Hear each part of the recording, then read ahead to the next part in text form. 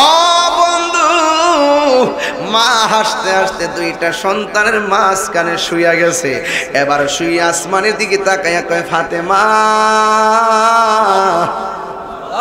ও ফাতেমা, তোমার সন্তান ময়দানে হাজির হওয়ার আগে আমার সন্তান দুইটাকে কোরবানি দিয়েছি। খুশি হইছনি গো ফাতেমা? আমি ফাতেমার সামনে যেন মুখটা দেখাইতে পারি, আমার সন্তান আমি কোরবানি দিয়া দিছি। আরে বাবা জোরে আল্লাহু আকবার। হায়রে,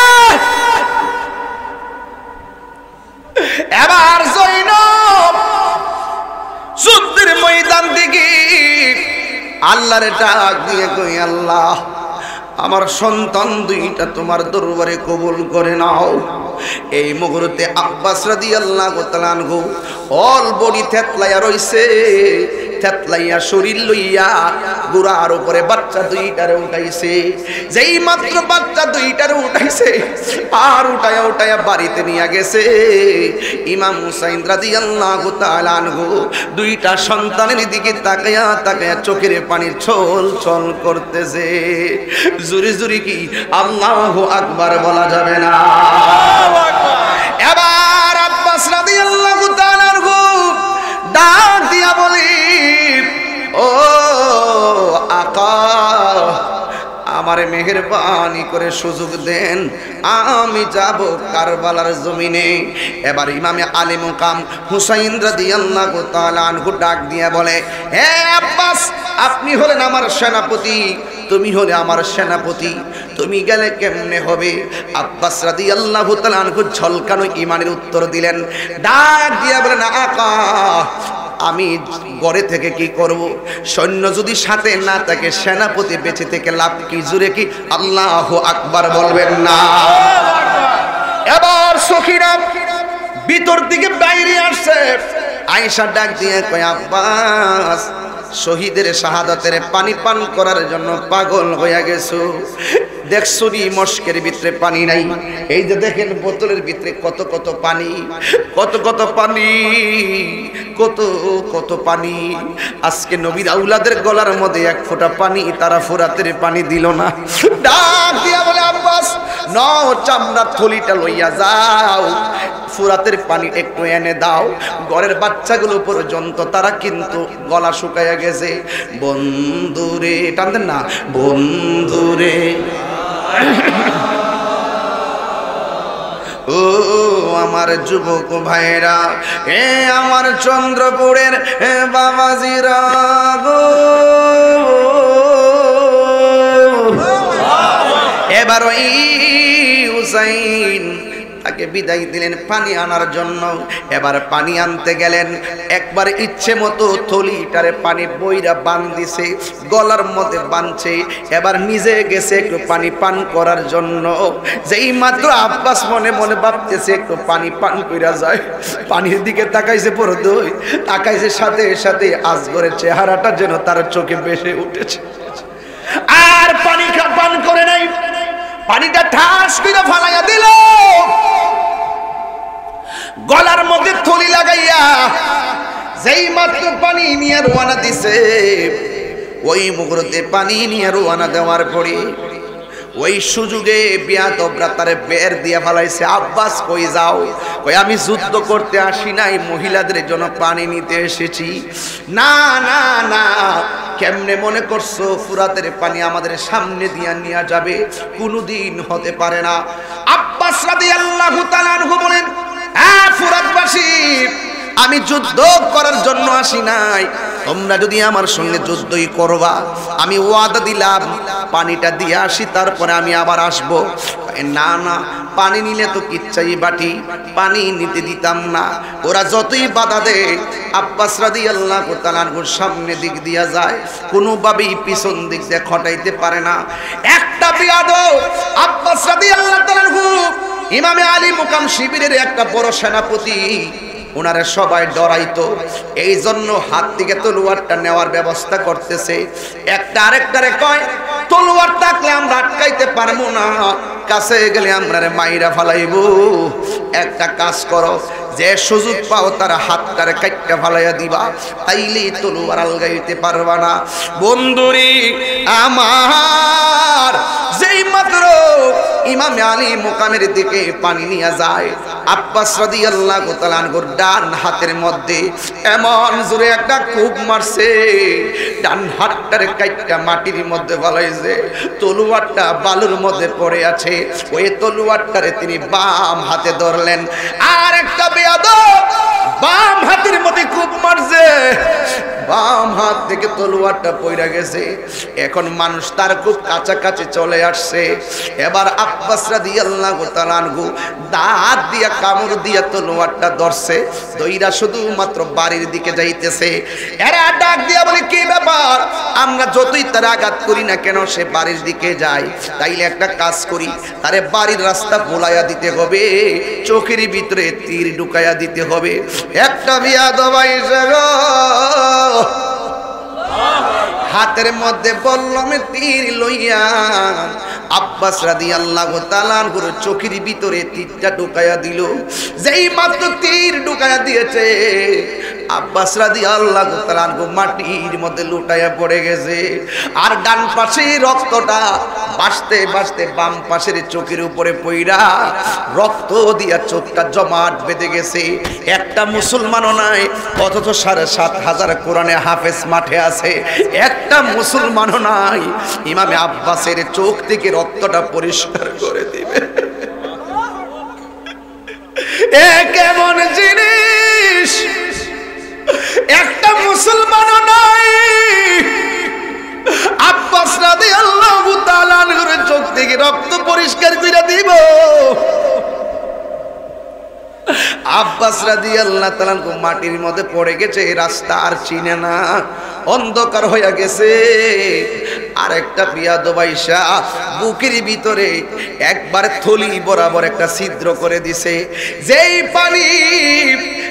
পানি গরু ছাগল পান করলো, এই পানি নবীর পরিবারের মুখে আর পড়লো না।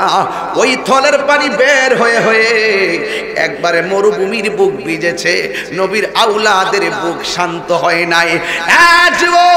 ইমামে আব্বাস হঠাৎ করে যুদ্ধের ময়দানে রক্তক্ষরণ হতে হতে রে বাবা, তখন আকা কই একটা ডাক মারছে। ইমাম হুসাইন রাদিয়াল্লাহু তাআলা আনহু এই ডাকটা যেই মাত্র শুনছে, এবার দৌড়াইয়া জিহাদের ময়দানে আসলো। আয়েশা থেকে আব্বাস রাদিয়াল্লাহু তাআলা আনহুর দুইটা হাত কাটা, আব্বাস রাদিয়াল্লাহু তাআলা আনহুর চোখ দুইটা বন্ধ। এবার ইমাম হুসাইন ডাক দিয়ে কে, আব্বাস গো,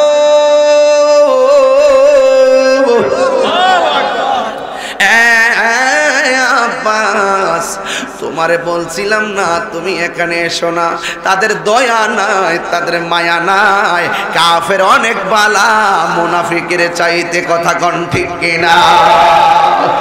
এবার ইমাম হুসাইন রাদিয়াল্লাহু তাআলা আনহু ডাক দিয়ে বলে, হে আব্বাস, তোমার শরীর থেকে যে রক্তক্ষরণ হইতেছে, তুমি মনে হয় দুনিয়া থেকে বিদায় হয়ে যাবে, তোমার কোনো কথা আসেনি?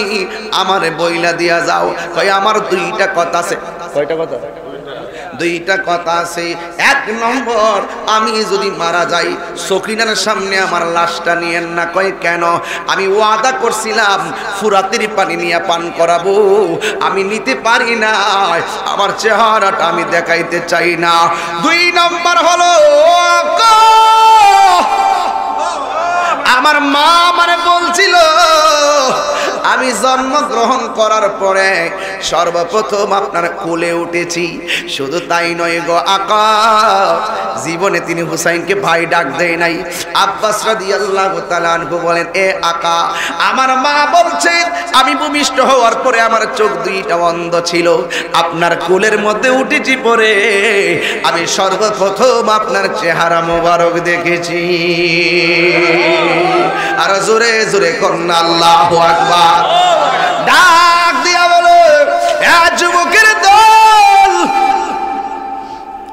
এবার ইমাম হুসাইন রাদিয়াল্লাহু তাআলা আনহুকে ডাক দিয়ে বলে, আকা, আমি যেই দিন শুনছি আমার আম্মা আমারে বলছে সর্বপ্রথম নাকি আপনার চেহারা দেখেছি, ওই দিন আমি আল্লাহকে বলছিলাম, ও আমার আল্লাহ, আমি যেই দিন আমি প্রথম আমি আকার চেহারা দেখেছি, আমি দুনিয়া থেকে বিদায় হওয়ার সময় যেন আপনার চেহারা দেখে আমি মরতে পারি। আমার মনে হয় আমার সেই আশা পূরণ হবে না। কেন? আমার দুইটা চোখ ওরা অন্ধ করে দিয়েছে। একটা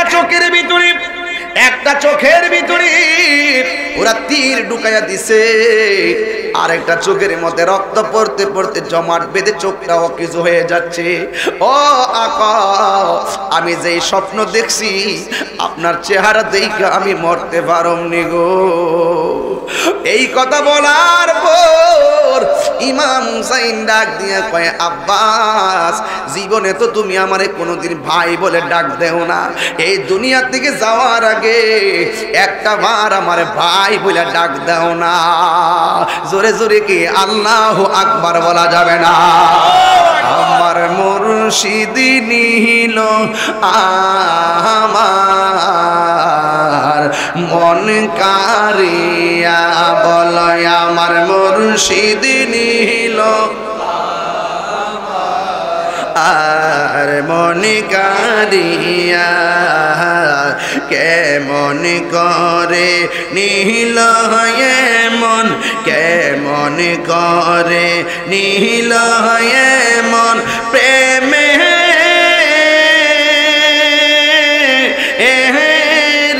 ডাক দিয়া গো, আমার মুর্শিদ নীল মন কারিয়া, কেমন করে নীল মন, কেমন করে প্রেমে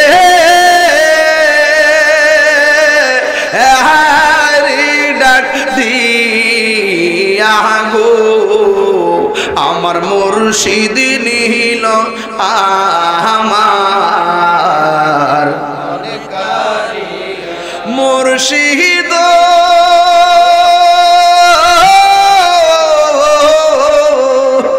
আমারি মনে করল গহরণ, কি রূপ ও দেখাইয়া, সেই রূপের ঝলকে আমার, সেই রূপের ঝলকে আমার কি যে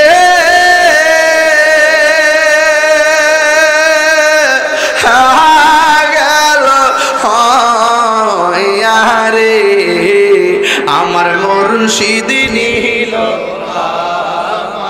আর মন কারিয়া, আমার মুর্শিদ নীল আমার মন কারিয়া, মুর্শিদ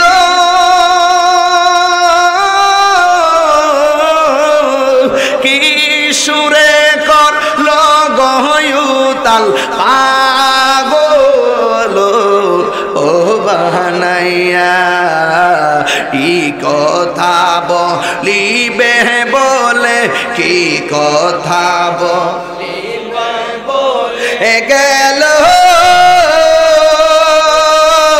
ও আশা দিয়া গো, আমার মুর্শিদ নীল আমার মন কারিয়া, বলে আমার মুর্শিদ নীল মাশাআল্লাহ মন কারিয়া, মুর্শিদ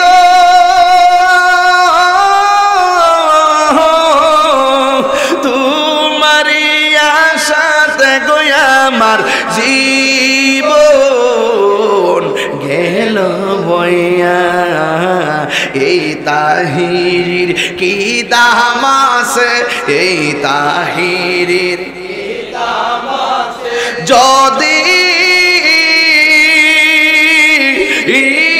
না যাও লইয়া গো আমার মুর্শিদ নিল আমার মন কারিয়া আমার মুর্শিদ নিল আমার মন কারে সবাই বলে কে মনে করে নীল হয়ে মন কেমন করে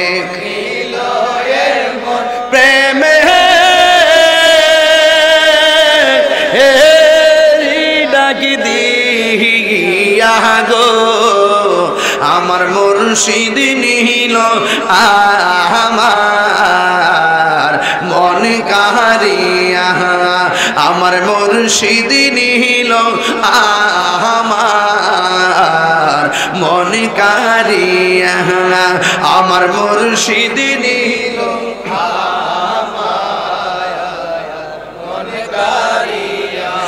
একটা কষ্ট হয়েছে আপনাদের যারা মুর্শিদ আছে এরা বুঝবে আমার অর্থ অন্য কেউ বুঝবে না কথা কোন ঠিক না বেটি আর সময় থাকতে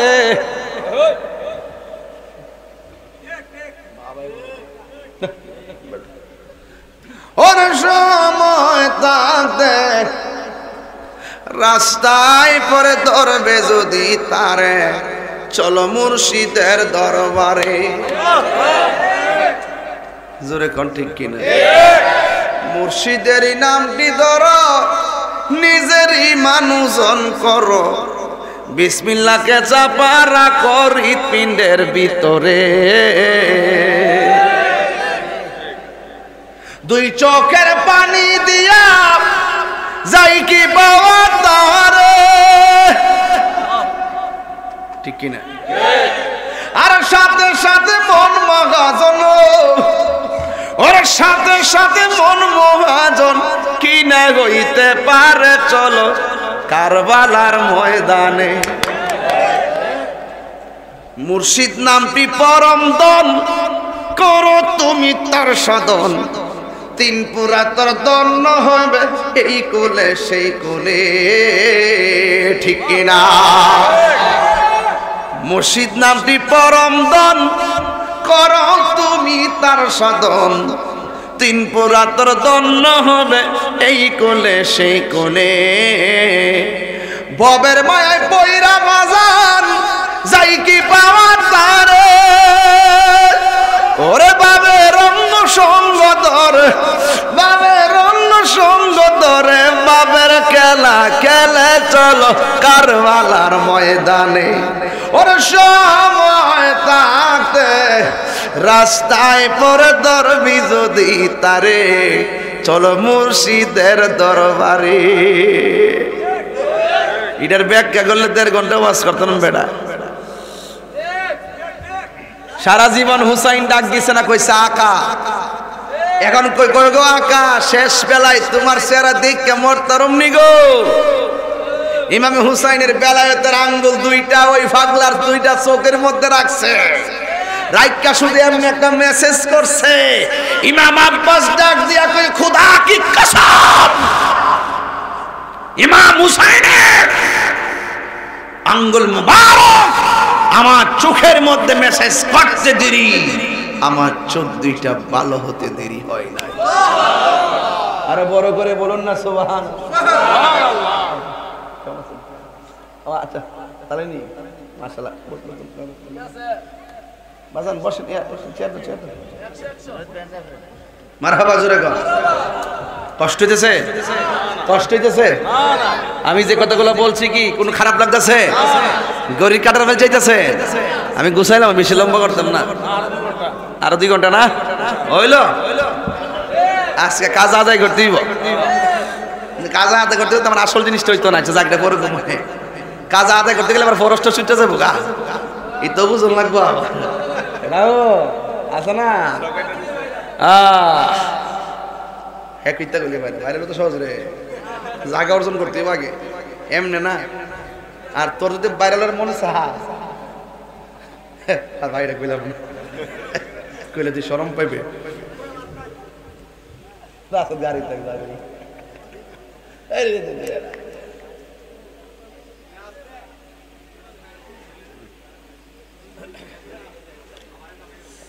বাজান মুরব্বীরা, আমার কথাটা কি কষ্ট হয়েছে আপনাদের?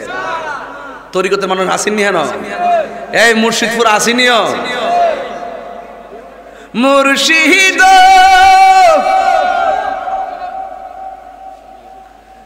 একই আমার ভাঙানা, তারপরে তুফান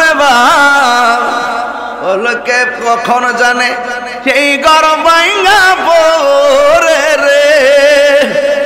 এরা তো মনে করবো ওই তিতাস নদীর নৌকার কথা কইছে বেটা, আমার বডিটাই তো একটা নৌকা। কথা কোন ঠিক না বেঠি? হ্যাঁ নৌকা, গাটে গাটে নাওলা গাইয়া গাভীর মনোযোগ। চুপ। এবার আব্বাস রাদিয়াল্লাহু তাআলা আনহু বলেন, ইমামে হুসাইন রাদিয়াল্লাহু তাআলা আনহু আমার চোখের ভিতরে হাত দিতে দেরি। যুবকের দল, আত্মা দিতে দেরি আমার চোখ দুইটা ভালো হয়ে গেছে।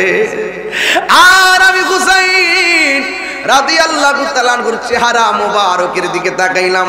হুসাইন রাদিয়াল্লাহু তাআলা আনহু বলেন, হ্যাঁ আব্বাস, জীবনও তুমি আমাকে কোনোদিন ভাই বলো নাই। ভাই বর্ধন রক্তের বাঁধন, একটা বার আমার তুমি ভাই কো, আমার মনটা ঠান্ডা হয়ে যাবে। ভাই কইয়া ডাক্তার দিতে দেরি নাই নাই, আব্বাস রাদিয়াল্লাহু তাআলা আনহু দুনিয়াতে নাই। ও যুবকের দল, এবার ইমাম হুসাইন রাদিয়াল্লাহু তাআলা আনহু ঘরের ভিতরে গেলেন। যাওয়ার পরে সকিনা ডাক দিয়া বলে, হে আমার বাবা। শহর বানো ডাক দিয়ে কই, স্বামী আপনি এখানে একের পর এক শহীদের রক্ত দেখতেছেন, ছোট্ট বাচ্চাটার পানি নাই, আমার স্তনের দুধ শুকাইয়া গেছে, আমার জিহ্বার মধ্যে কোনো পানি নাই, কেমনে আমি তাকে বাঁচাইয়া রাখি? ঠোঁট লড়াইতে পারে না, চোখ দুইটা লড়াইতে পারে না। ডাক দিয়ে বলে, ও স্বামী গো, মেহেরবানি করে আপনি ওকে নিয়ে যান, আপনি তাকে ফুরাতের প্রান্তরে নিয়ে যান, নিহা আপনি মেহেরবানি করে তার জন্য একটু পানি নিয়ে আসেন। 6 মাসের বাচ্চাকে ফুরাতের প্রান্তরে নিয়ে গেছে। যাওয়ার পরে বিয়াদবেরা এমন জুরি একটা তীর মারছে, এই 6 মাসের বাচ্চার কণ্ঠনালী ছিদ্র হয়ে গেল, আরেকরা হইয়াতে আসে তার কলিজাটা ছিদ্র হয়ে গেল। যুবকের দল, এই ফুরাতের পানি 6 মাসের বাচ্চারেও তার দেই নাই। ইমাম হুসাইন বলেন, আল্লাহর কসম, আমার সন্তান আমি নেওয়ার সময় দেখেছি, আমার সন্তান ঠোঁট লড়াইতে পারে না, আমার সন্তান চোখ লড়াইতে পারে না, আমার সন্তান আমার দিকে তাকাইতে পারে না। যেই মাত্র এই তীর লাগছে, আমার সন্তানটা আমার চেহারার দিকে তাকাইয়া রইছে, আমার চেহারার দিকে তাকাইয়া রইছে, আর দুইটা চোখের বাসায় আমার যেন বলতেছে, বাবা গো আর পানি পান করা লাগবে না, আমি আল্লাহর হাউজে কাউসারের পানি পান কইরা ফলাইছি। এই সন্তানটাকে যেই মাত্র মা দুঃখীর কাছে নিয়ে গেছে গো, শহর বানে কইতাছে কি জানেননি? ডাক দিয়া কই, স্বামী গো দেখছেন নি আমার সন্তান কেমনে পানি পান কইরা ঘুমাইয়া গেছে, আমার সন্তান কেমনে ঠান্ডা হইয়া গেছে। ইমামে আলী মুকাম হুসাইন রাদিয়াল্লাহু তাআলা আনহু ডাক দিয়া বলে, গো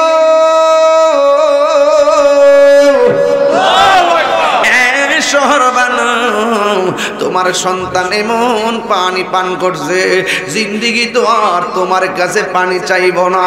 তোমার সন্তান এমন ঘুম ঘুমাইয়া গেছে গো, জীবনও তোমার কাছে আর জাগ্রত হইয়া মা বলে ডাক দিবে না।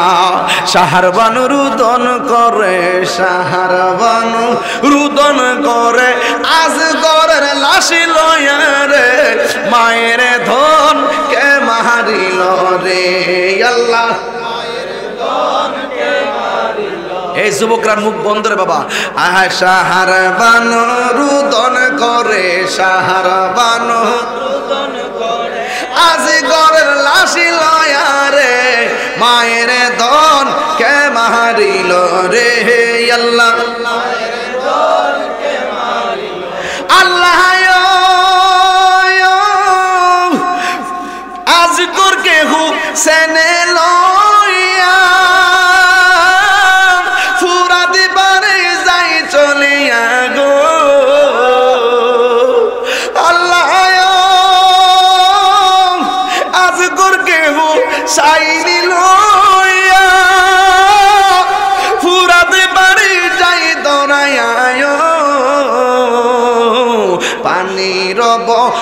বলে এজিদি পানির বলে বিষের তীর মারিল রে মায়ের ধন কে মারিল রে আল্লাহ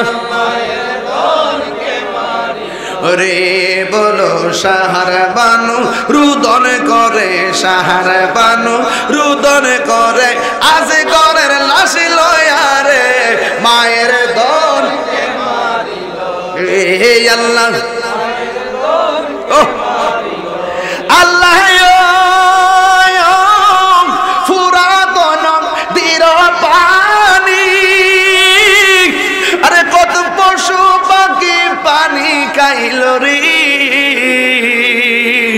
রে সে পানির গিয়া কুলের পানির কুলের আজগর শহীদ হল রে মায়ের ধন কে মারিল রে আল্লাহ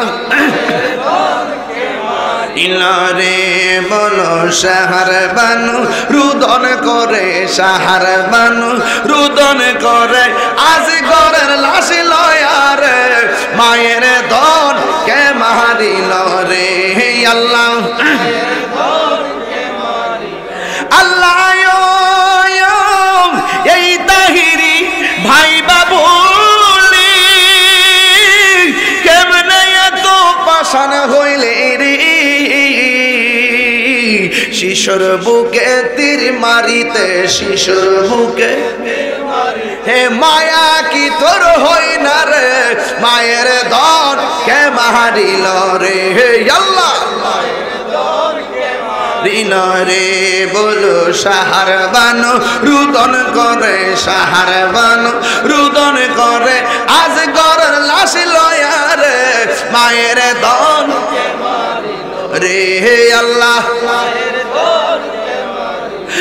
একটা জবানও বন্ধ রাখবেন না জবানটা খুলে বলো হায়াতের মালিককে আল্লাহর পথে যারা জীবন দেয় ওরা কি মরা নাকি জিন্দা নাই নাই আব্বাস নাই ইমাম হুসাইন দুলদুল গুরা লইয়া রওনা হইয়া গেছে যাইতে যাইতে কারবালায় চলে গেছে এমন ভাবে হুসাইন রবের দিকে তীর মারলো এমন ভাবে তারা বলল মারলো এমন ভাবে আঘাত করলো গুড়া থেকে মাটির মধ্যে ফালাইয়া দিছে একটা বেয়াদব আইসা ইমাম হুসাইনের বুকের মধ্যে পড়ছে ইমাম হুসাইন রাদিয়াল্লাহু তাআলা আনহু বলে এক কুফার মুসলমানের বেঈমানের দলেরা তোরা আমার বুকের মধ্যে বসবি না কারণ কেন এই সিনার আমার বুকটার মধ্যে আমার মদিনার কামলিওয়ালার সিনা মুবারক লেগেছে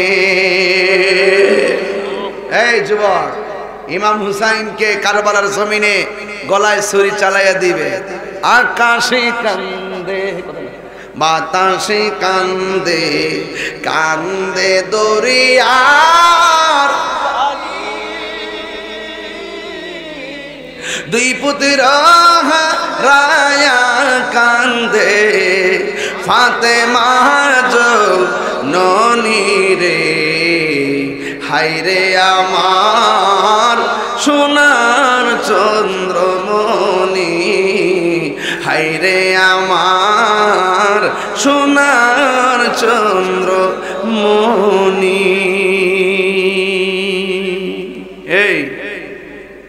এই যুবক এই মুনাফিক এখনো আছে না নাই সুযোগ পেলে তাহিরের কিন্তু আস্থা রাখবো খুঁজতেছে না মনে করেন সিরিয়াল লাগাই রাখছে না মনে করেন আমার ঢাকার একজন প্রশাসনের লোক বলছে আল্লামা শহীদ ফারুকীরে যারা শহীদ করছে ওই সমস্ত ক্লিয়ারদের একটা তালিকা পাইছে যারা টার্গেট করছে কতজনকে নাকি মারবে এর মধ্যে আমার নামও আছে আল্লামা শহীদ ফারুকীরে শেষ করে ফেলছে আজ পর্যন্ত আমরা বিচার পাই নাই কথা বলেন ঠিক না ঠিক আজ পর্যন্ত আমরা বিচার পাই নাই এই শুকাবহ আগস্টের মাসে এই আগস্টের 27 তারিখে আল্লামা শহীদ ফারুকী রহমাতুল্লাহ আলাইহিকে তারা নির্মম ভাবে ঘরের ভিতরে ঢুকে হাত পা বেঁধে গলায় ছুরি চালিয়ে পাশবিক নির্যাতনের মাধ্যমে তাকে শহীদ করেছে কথা বলেন ঠিক কিনা আমি এদেশে অনেক খুন দেখেছি 24 ঘন্টার ভিতরে আসামিকে ধরা হয় এই দেশে অনেক গুম দেখেছি 24 ঘন্টার ভিতরে গুমকে বের করা হয় কিন্তু আল্লামা শহীদ ফারুকীকে শহীদ করলো আজকে 60টি বছর চলে যাচ্ছে। প্রায় কয় বছর হয়ে গেল? 14, 15, 16, 17, 18, 19, 20, 21, 22, 23, প্রায় 9টা বছর হয়ে গেল, কিন্তু এখনো পর্যন্ত আসামিকে ধরা হচ্ছে না। আমি পরিষ্কার ভাষায় মাননীয় প্রধানমন্ত্রীকে বলতে চাই, আল্লামা শহীদ ফারুকী রহমতুল্লাহ আলাইহি মুক্তিযুদ্ধের চেতনার মানুষ ছিলেন, তিনি স্বাধীনতার সপক্ষের মানুষ ছিলেন, তিনি সুফি দর্শনের মানুষ ছিলেন, তিনি সম্প্রীতির মানুষ ছিলেন, তিনি সাম্প্রদায়িক বিষ বাষ্পকে দাফন করার ক্ষেত্রে তিনি সংগ্রাম করেছেন। বলছেন যে এই দেশে উগ্রতা চলবে না, বোমাবাজি চলবে না, রাহাজানি চলবে না, জঙ্গিবাদী চলবে না, এইরকম স্টেট বক্তব্য দিতেন। এমন একটা মানুষকে তারা মেরে ফেলেছে, বাংলাদেশের একটা সম্পদ হারিয়ে গিয়েছে। সুতরাং এইভাবে যদি যারা হত্যা করবে, হত্যাকারী যদি পার পেয়ে যায়, তারা এমন বহুত স্বাধীনতাকামী প্রেমিকদেরকে তারা হত্যা করবে। কথা বলেন ঠিক না বেঠিক? এই জন্য প্রধানমন্ত্রীকে বলবো, আপনি একটু মেহেরবানি করে ভালো করে নজর দেন, সেখানে প্রশাসনের কোনো ধরনের খামখেয়ালি আছে কিনা, গাফিলতি আছে কিনা। আর নাইলে একটা এতগুলো রাস্তার, এতগুলো বিল্ডিং এর ভিতরে একটা লোক একটা বিল্ডিং এ বাস করে, চতুর্পাশে সিসি ক্যামেরা আছে, সব দিক দিয়ে পুরা যানজট এরিয়া, সেই জায়গার ভিতরে একটা লোককে এভাবে মেরে চলে যাবে আর প্রশাসন এটাকে বের করতে পারবে না, এটা আমাদের বিশ্বাস হয় না। আমার মনে হয় সেখানে প্রশাসনের তদন্তের মধ্যে কোনো গাফিলতি আছে। কথা বলেন ঠিক না বেঠিক? আমরা মনে করি অপরাধী যত শক্তিশালী হোক না কেন আইনের উপর ঊর্ধ্বে নয়। আমরা মনে করি যদি অনতি বিলম্বে আল্লামা শহীদুল ইসলাম ফারুকী রহমাতুল্লাহ আলাইহি যারা শহীদ করেছেন, অপরাধীদেরকে চিহ্নিত করে শাস্তির আওতায় আনতে হবে। আমরা বারবার আন্দোলন করেছি, দুর্বার আন্দোলন করেছি, বাঞ্চুরবিহীন করা হরতাল করেছি, রাস্তাঘাট আমরা বন্ধ করে দিয়েছি, কিন্তু একটা গাড়ির মধ্যে আমরা আঘাত করি নাই। আমাদের সভ্যতা, আমাদের সরলতাকে দুর্বলতা মনে করবেন না। প্রশাসনকে বলবো অনতি বিলম্বে এই আল্লামা শহীদুল ইসলাম ফারুকী রহমাতুল্লাহ আলাইহির হত্যাকারীদেরকে বিচারের আওতায় আনতে হবে, তাদেরকে অনতি বিলম্বে তাদেরকে গ্রেফতার করতে হবে। কথা বলেন ঠিক না বেঠিক? আমরা মনে করি আল্লামা শহীদ ফারুকী রহমাতুল্লাহ আলাইহি যেহেতু তিনি শান্তির কথা বলতেন, আল্লামা শহীদুল ইসলাম ফারুকী যেহেতু সম্প্রীতির লক্ষ্যে কথা বলতেন, ধর্মীয় চেতনায় কথা বলতেন, এক শ্রেণীর ধর্মান্ধতা যারা করে তারাই আল্লামা শহীদুল ইসলাম ফারুকীকে শহীদ করেছে। কথা বলেন ঠিক না বেঠিক? এটা বের করতে এত আহামরি কোনো কিছু প্রয়োজন ছিল না। এত বড় ব্যস্ত এরিয়ার ভিতর থেকে তারা কোন দিক দিয়ে চলে গেল, ওরা কারা? এই ঘটনাগুলো আজও পর্যন্ত ধোঁয়াশা থেকে গেল, এটা আমরা কখনো আশা করি না। আল্লাহ পাক রাব্বুল আলামিন যেন গায়েবী মদদ দেওয়ার মাধ্যমে আল্লামা শহীদুল ইসলাম ফারুকী রহমাতুল্লাহ আলাইহির হত্যাকারীদেরকে চিহ্নিত করে জাতির সামনে তাদেরকে প্রকাশ করার মতন সেই প্রশাসনকে শক্তি আর সামর্থ্য আর বুদ্ধি দেয়। সকলে বলুন আমিন, আমিন।